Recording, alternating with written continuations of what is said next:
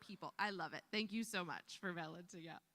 Good to see you all here today on this absolutely gorgeous fall day. I know some of you like the cold, but I really love this warm weather, so it's a treat. So we're glad to see you all here today. If you're online, we are so happy that you are joining us there as well. We're going to have a greeting time here in just a couple of minutes so you can tell us where you're watching from at home too. A couple of things that are coming up that you need to be aware of. Next Sunday, two things are happening. In the morning, this room is going to look a little bit different. We're going to take out all the chairs and we're going to set up big long tables and we're just going to eat together. We're going to have a feast. We're calling it an agape feast and kind of copying going back to early church traditions where they would gather, they would celebrate communion, and they would eat together. So we're going to do that next Sunday. If you haven't already signed up to bring something and you can do that, we would love it. We'll provide bagels and juice and things like that. But if you want to bring other food, hey, Nick, can you go to the next, you know what I'm talking about? Yeah, thanks. If you can bring food, here's the QR code. Sign up there, and we'll have a feast. It'll be great fun. I'm looking forward to it. And then next Sunday night, Branch Students is having its, used to be annual, then COVID happened, scavenger hunt in the mall. Students, how many of you have done this scavenger hunt before in the past? What do you look for? People, yes. So they're hunting for people. It sounds really bad, but it's super fun. So we need both adults and students to sign up. This one's on your Church Center app. So if you have that, you can let us know you're coming. Students, we'd love to know how many of you are participating. And this is 6th grade all the way through 12th grade. If you are outside of that age group, you can participate too. You get to hide. You can be the people who hide throughout the mall. Costumes, wigs, things that make you inconspicuous are encouraged to make it harder for the students to find. I remember doing this a few years back, and it was great fun for all involved. So if you'd like to be a part of that super fun afternoon, students, note the time change. The mall closes earlier than you normally meet. So 4 to 6 instead of your normal start at 6 at Rivertown Mall. More details will come to you if you sign up. CJ and Elizabeth, do you know if there's a carpool going from here? Did Laura say something about a carpool? Sorry, what? To be determined. Apparently we're renting a bus. We're not renting a bus. That's not happening, no. Party bus, not happening. All right, more info will be coming to you this week. We'll send out an email with information about carpool if you are not driving yourself over there. And then the following week, on Saturday, November 5, we've been telling you for a couple of weeks about a gathering between our community and Heal the World, the Congolese community that meets right after we do, and then Blue Bridge School, who meets here throughout the week.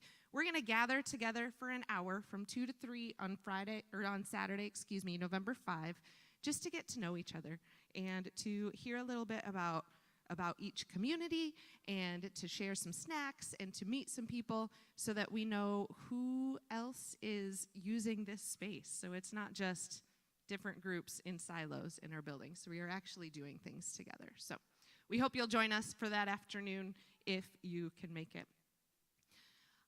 One more thing. If you brought back any of the cardboard tiles you brought home last week, if those are completed, when we stand up and greet one another, you can bring those on up front here to this white table.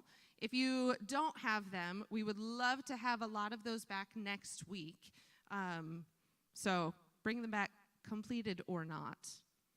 We would love to have all those back. Okay? All right. Take a minute to go say hello to somebody.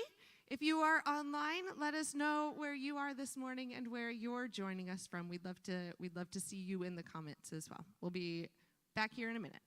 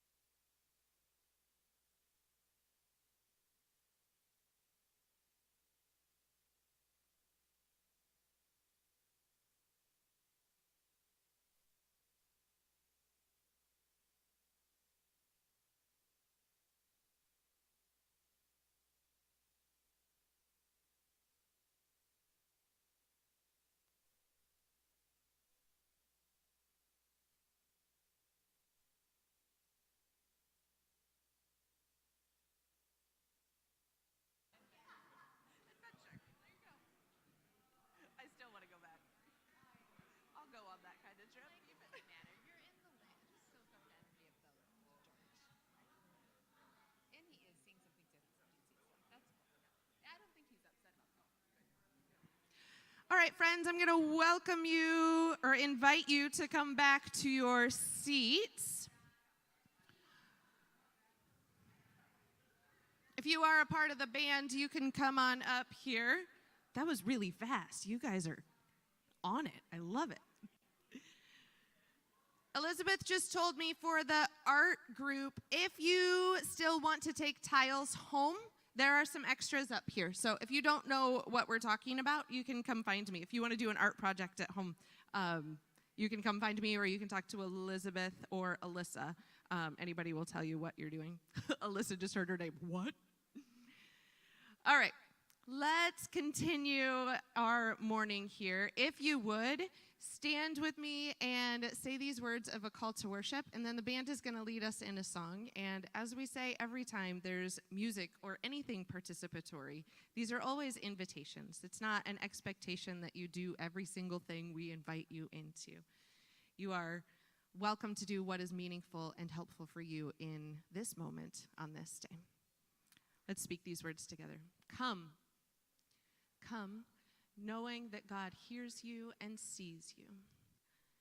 You need no money, no status, no fine clothes. Come as you are. Broken, whole, sick, well, satisfied, or with deep needs. Come to sing. Come to cry. Come to hear. Come to see. Come, for you are loved. Come, for you are valued. Come and be cared for. Come and care for others. We are here. God is here too. Amen.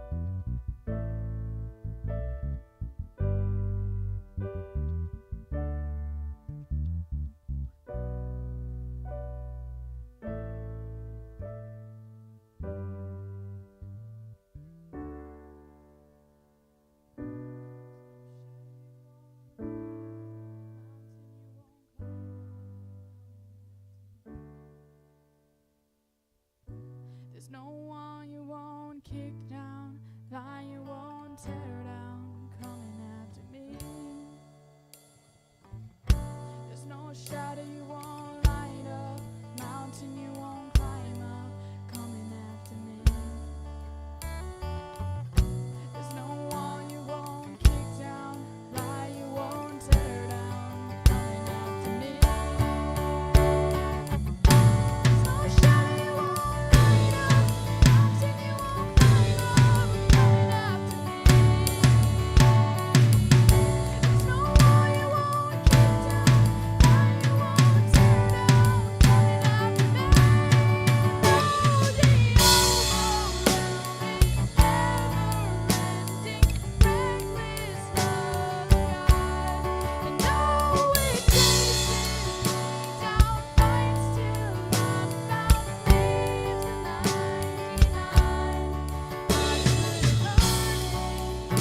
could earn and still you give yourself away. And oh, the overwhelming, never-ending, reckless love of God. Oh, the overwhelming, never-ending, reckless love of God. Oh, it chases me down, fights till I'm found, leaves the 99. I could still you give yourself away. And oh, the overwhelming, never-ending, reckless love of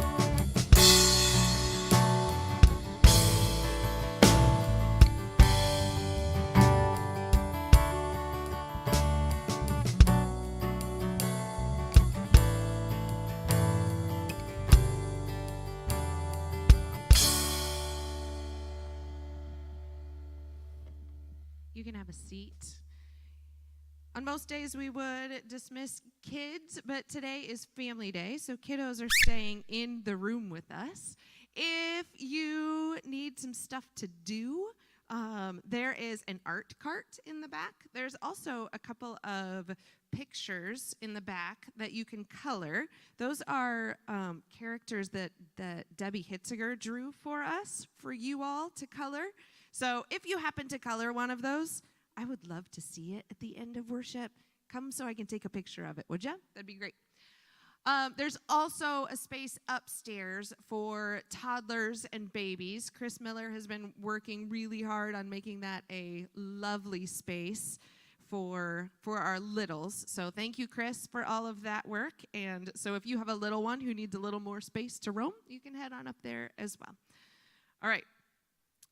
We're going to watch a video together today instead of somebody standing up here preaching. And I think you'll recognize the person in the video. So, Nick, go ahead.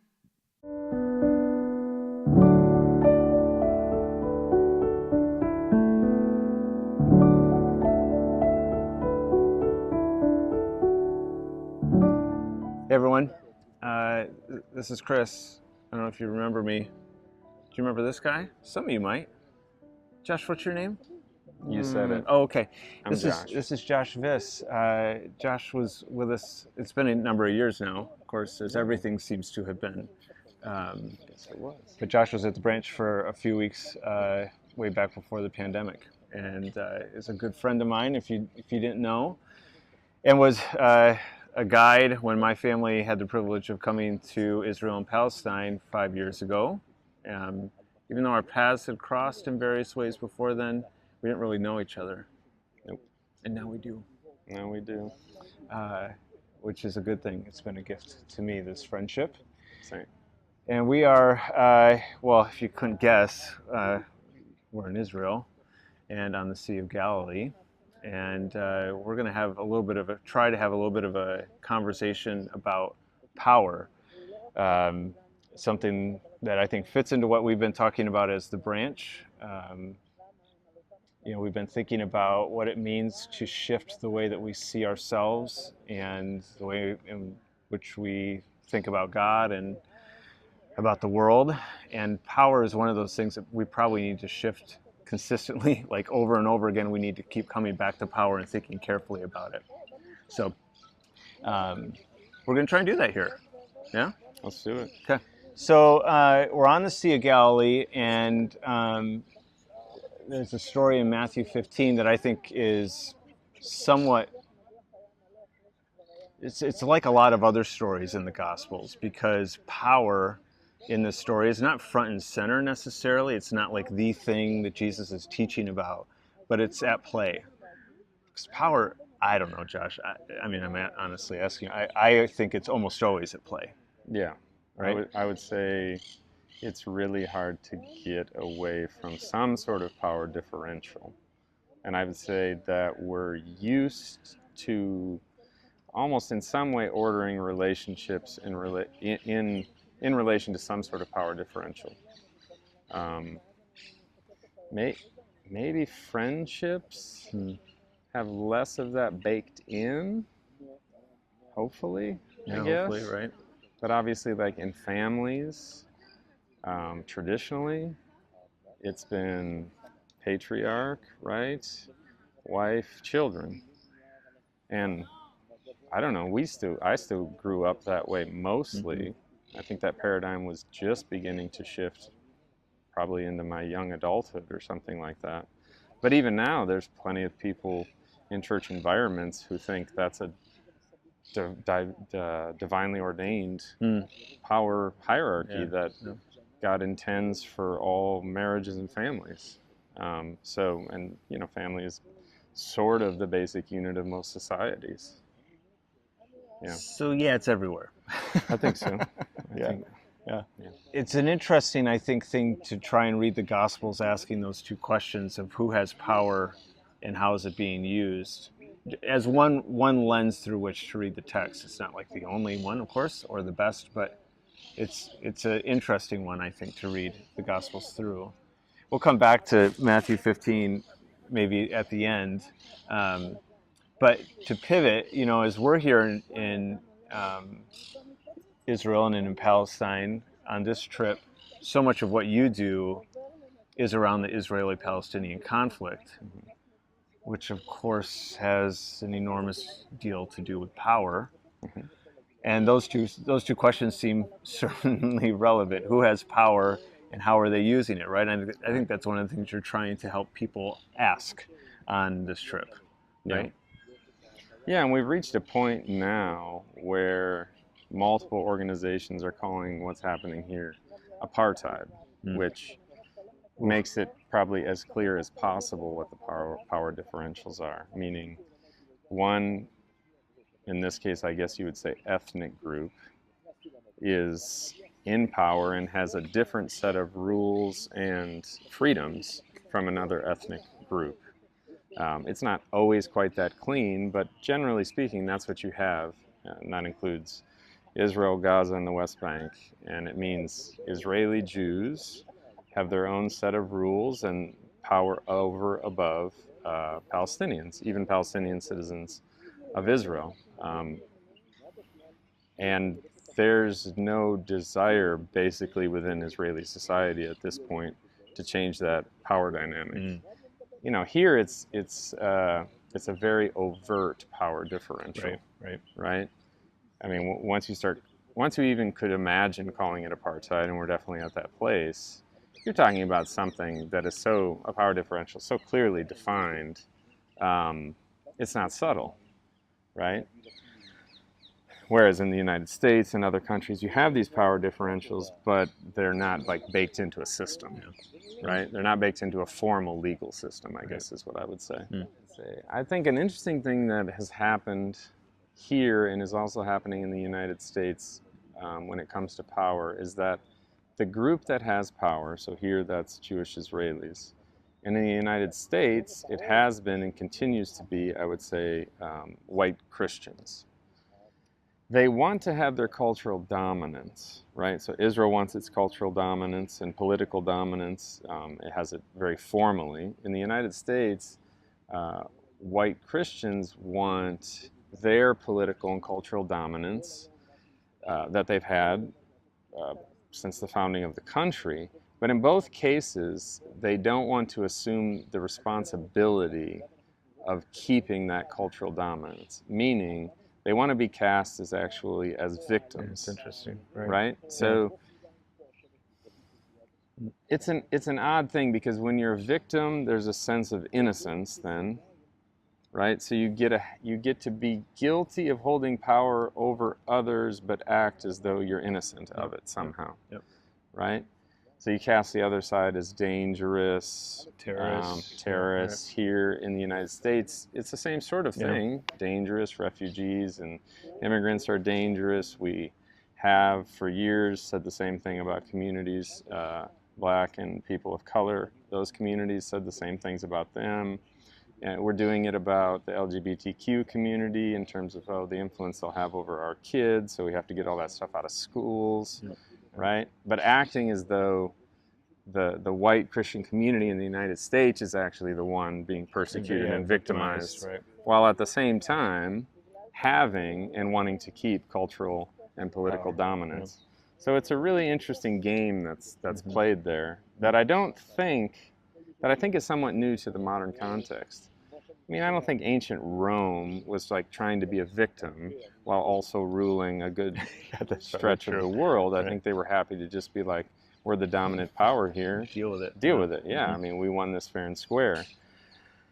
So it's a kind of a new phenomenon, and it tips its hand to the fact that both groups know there's something, at a minimum, that society at large looks upon people dominating other people negatively, right? So if they can, but they want that dominance. Yeah, it's tricky, right? So if they can have the dominance, but be viewed as not dominant, misusing it or somehow victims, it's a very weird game they're playing. But that does seem to be the game they're playing.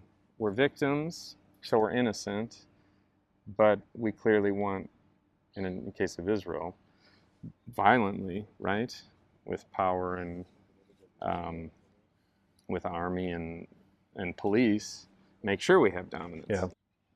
If you can have power without having to overtly dominate anybody to have it, that's the best form you can get.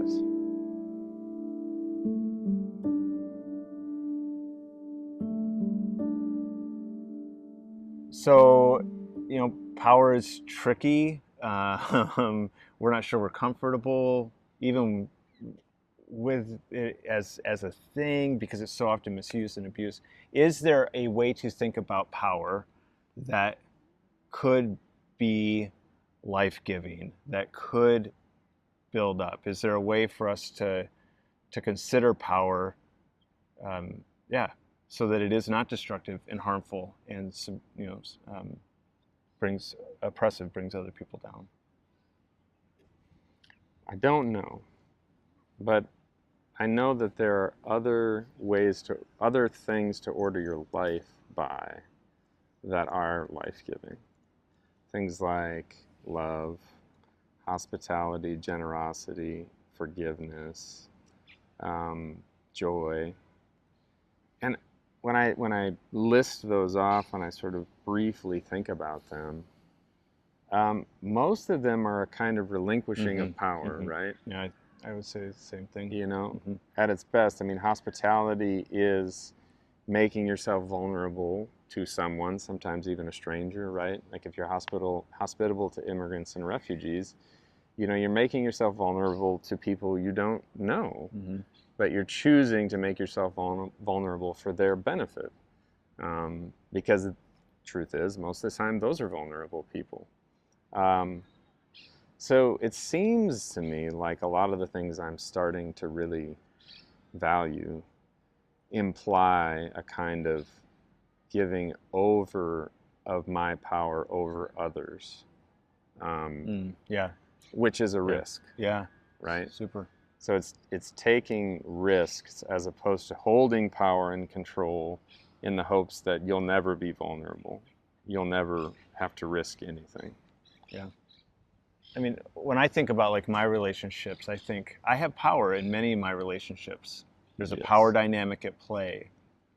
And I think what I hear you saying is that one of the things we need to really think carefully about is that very thing. What power do I have? Mhm. Because I often might like to think that I don't have any. Yeah. Because we imagine power as some high up person or someone in some position with who can move mountains, and little old me doesn't have much power. The truth is, actually, I have quite a bit, I think, in some situations at least. Yeah.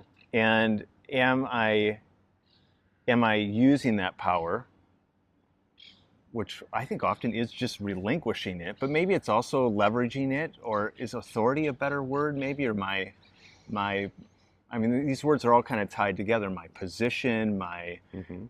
my influence, my resources, those are all forms of power, potentially, right? And am I using them in a way that is loving, that Right. is building up another, that gives power to someone who didn't have it, Mhm. right? Yeah, it's what do like, you are you using your power to empower, think? Mm-hmm. right, other people? That's good. That's Um, good. because you may be in a position in which, you know, in an institution in which, you know, you're sort of the head of that institution, the figurehead of that institution. But if you're using that particular authority structure to empower other people, then it may still be a hierarchy in that, but you're really undermining the hierarchy by Yeah, empowering other people. And I think that's really, really key.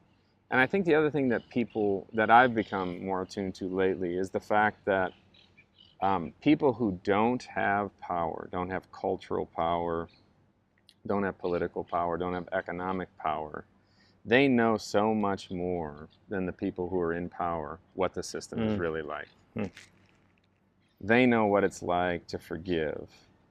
They don't have much choice often. They know what it's like to love their enemies, right? They know what humility is like.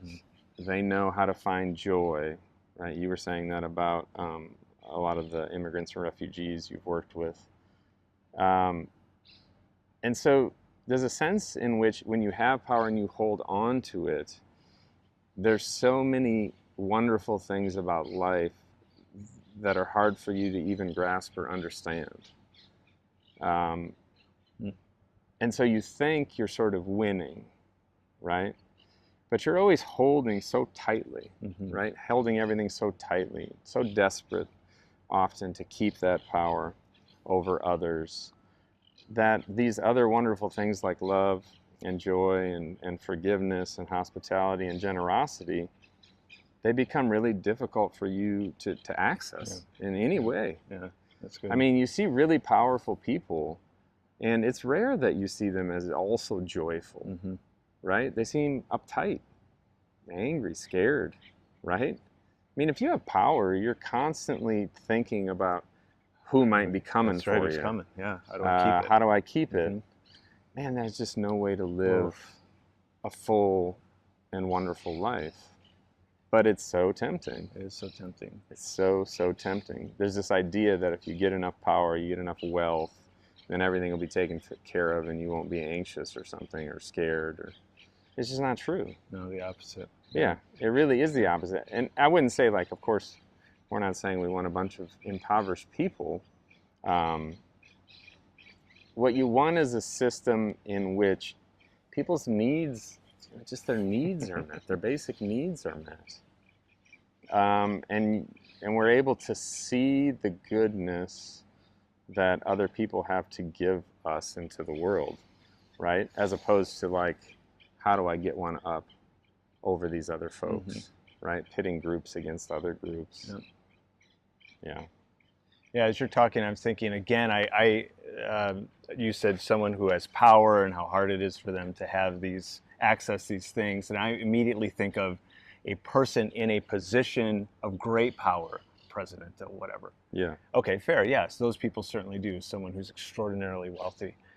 But I also kind of can see in my own life, if I'm willing to kind of pause long enough, that there have been times in a relationship with someone I love very much where I try to leverage whatever I can to get what I want, to That's right.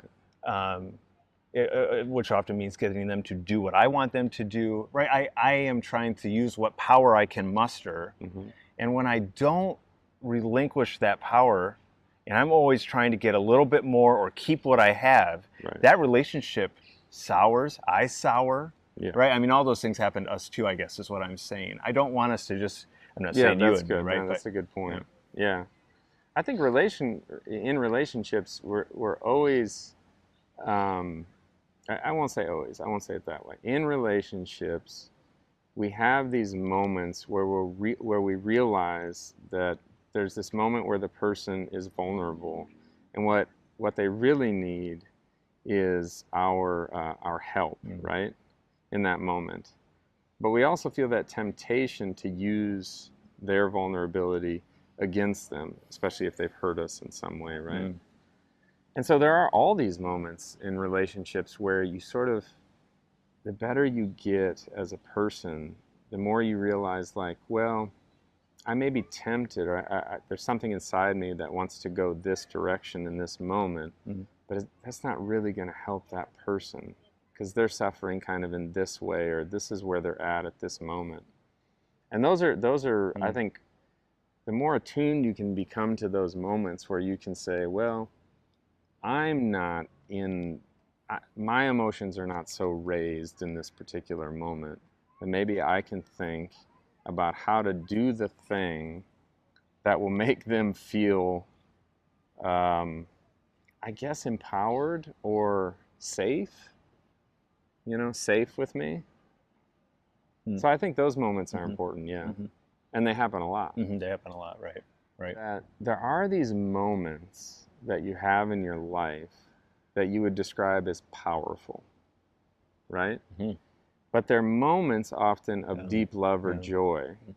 It's like there's a depth to life that is sometimes plumbed, right? Like it's sometimes you hit on it, and that moment sticks with you for a long time, right? And it's very fleeting often, right? It's everything just lines up in that moment with a loved one or with nature or whatever it is, and just for a second you feel how amazing it is to be alive, or how amazing it is to be in a relationship with this person, or to be a parent, or to be a son or a friend. The power in the depth of those moments is a power I can get excited about, right? But it's never, I don't find anyway, it's never a moment of like power over someone or dominance of someone. That the depth of those moments cannot compare to the moments of love and joy, being forgiven by someone you love when you know you really screwed up and you hurt them because you acted rashly. Those moments are really priceless, and I would say rightfully called powerful. Yeah, it reminds me of that conversation Jesus is having with his disciples, and we don't need to get into the weeds of it, but the two brothers have just asked for seats at the left and right hand, and then he gathers them together because everyone's kind of ticked off that they've asked for these positions, and he says, you know how the leaders, those who are not Jewish leaders, Gentile or whatever, how they lord it over. So it's a power over, and you just said that made me think of that passage, right? That's right. And what we're trying to do ourselves, and we're actually talking quite a bit just between you and I, as we are in friendship and going through life. Right. We're trying to talk about how do we shift, how do we shift the lens through which we look at the world. How do we shift, if we want to use the language the Branch has been using, the wineskin, the kind of the container that holds the experience of our life. How do we shift those things to a love that is generative and a power that is used for the sake of the other? That's right. And if you think possibly of Jesus's full life and ministry, it really does begin with this, at least, hint of power, right? Kingdom of God, kingdom of heaven. It's going to come. It's going to change everything, right? But it ends with this, with the giving over of power unto death. And even the resurrection, Yeah. though we think of it as this very powerful thing, and it is, but it doesn't change everything. It's the resurrection of one person, and then that one person leaves, and leaves us in this state of difficulty and challenge of living out something similar. Yeah, we've been talking about anybody else who rises from the dead goes on to conquest and the conquering of their victims and the Yes. right that kind of power gets exerted. If you've conquered death, well then look out, right? That's what we would expect. And Yeah. Jesus does something very different Right. than that. Yeah. Yeah. Yes, indeed. Well, let that kind of be the last word. Kind of let us think about that maybe a little bit more as you go about your week. We're glad to be able to talk with you, although it's through a distant medium, but I'm glad for the technology to do it. Hope you're all well, and we'll see you soon. Peace.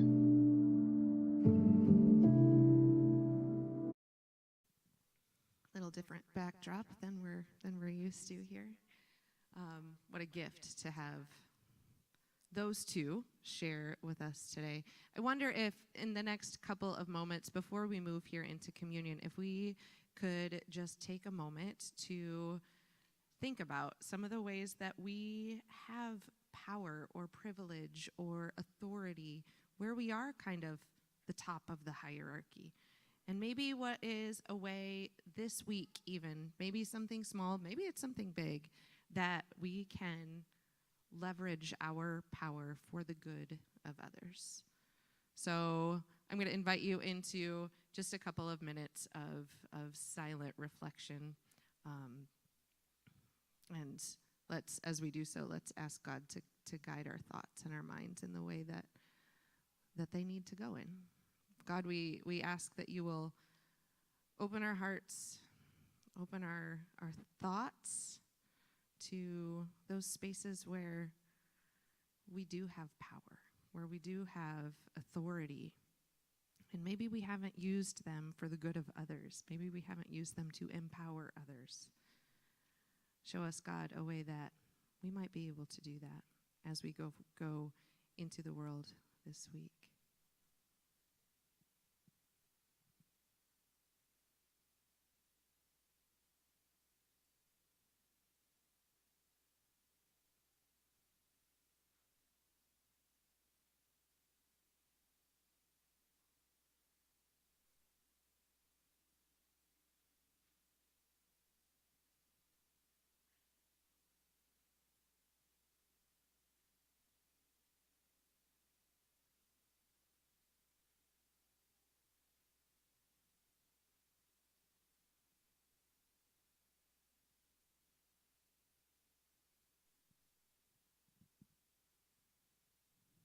Amen. As we move into communion, Sarah and Amy are going to come and lead us into communion this morning. But you are welcome to continue thinking about that. This is a great opportunity to think about those places where you have power and where we've used it.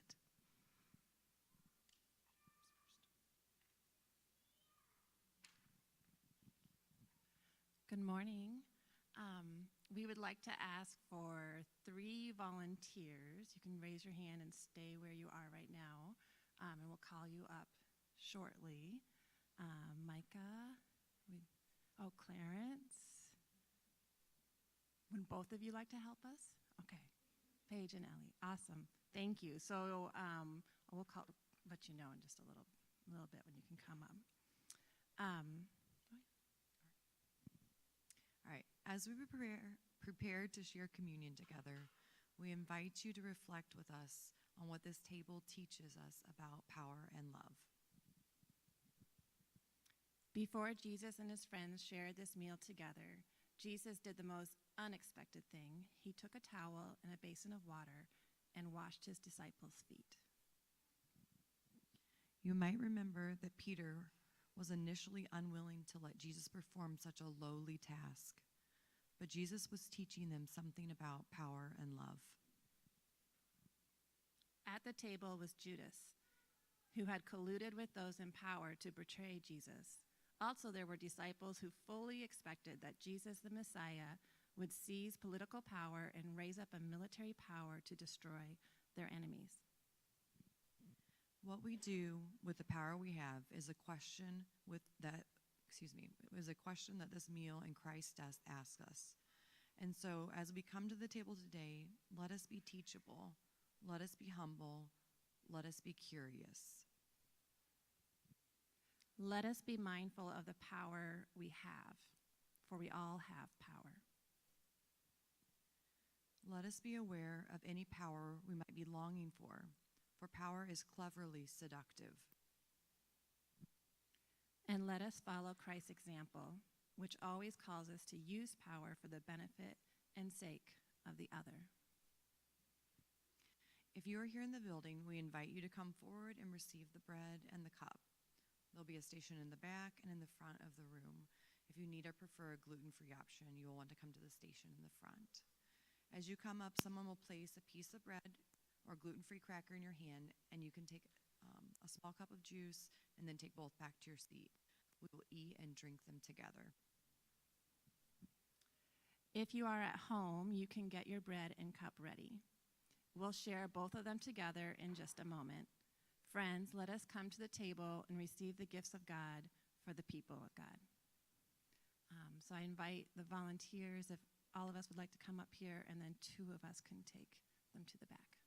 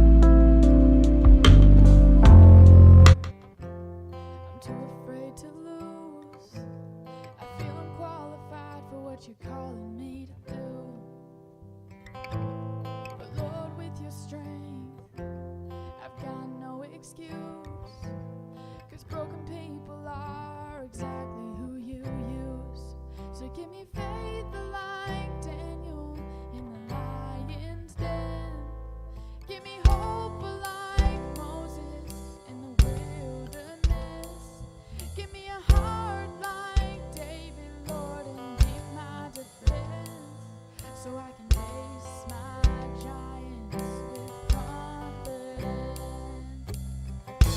You took a shepherd boy and made him a king, so I'm gonna trust you and give you everything.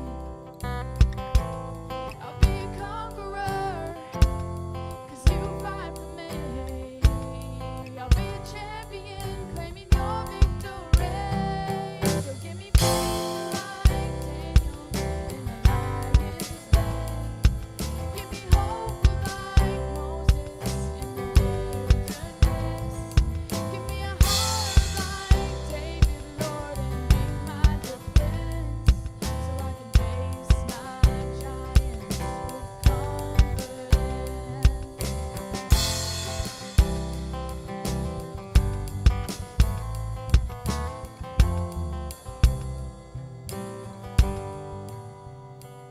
I'm gonna sing and shout and shake the walls. Won't stop until I see 'em fall. I'm gonna stand up, step out when you call. Jesus, Jesus. I'm gonna sing and shout and shake the walls. Won't stop until I see 'em fall. I'm gonna stand up, step out when you call. Jesus, Jesus. I'm gonna sing and shout and shake the walls. Won't stop until I see 'em fall. I'm gonna stand up, step out when you call.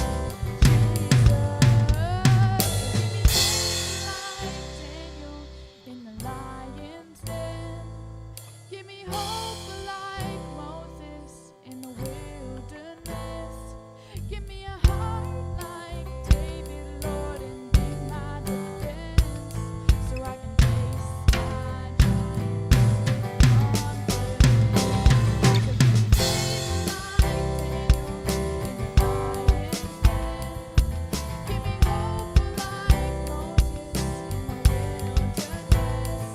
Give me a heart like David, Lord, and be my defense, so I can face my giants with confidence. I'll face my giants with confidence. I'll face my giants with confidence.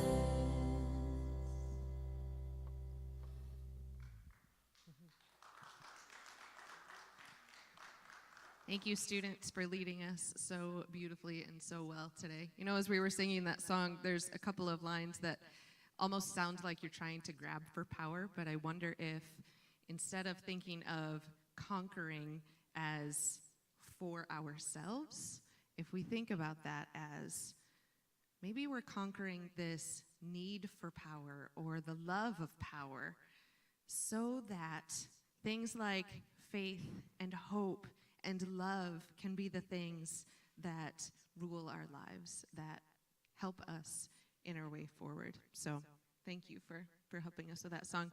You all can have a seat. We're going to do a couple more things, so you don't have to stand. You can absolutely stay there. But Kevin is going to come up and talk a little bit more about the emails you've received this week about a survey that the stewards really, really, really would like you to fill out.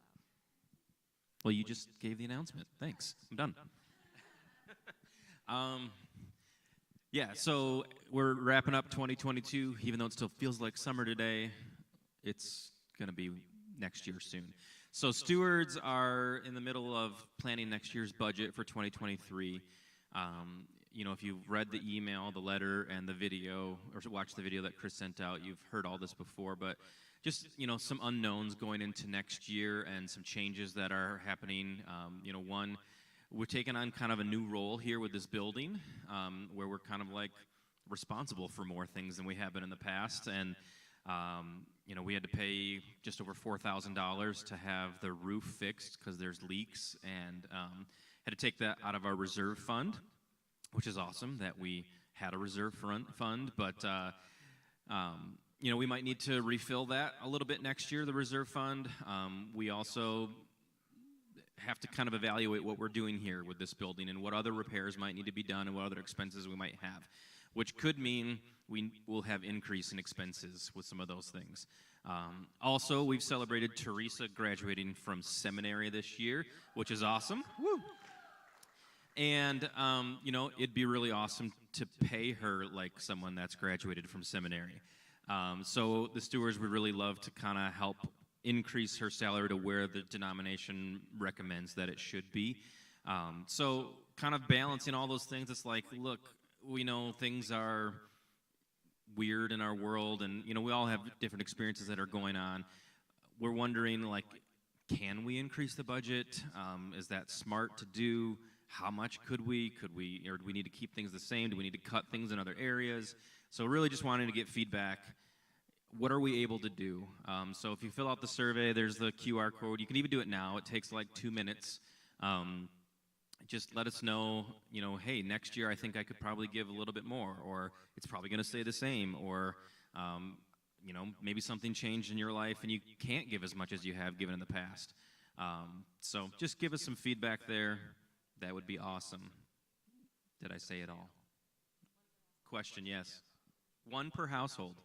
Yeah, and it can be anonymous too. Don't feel like you have to put your name in there. So just let us know.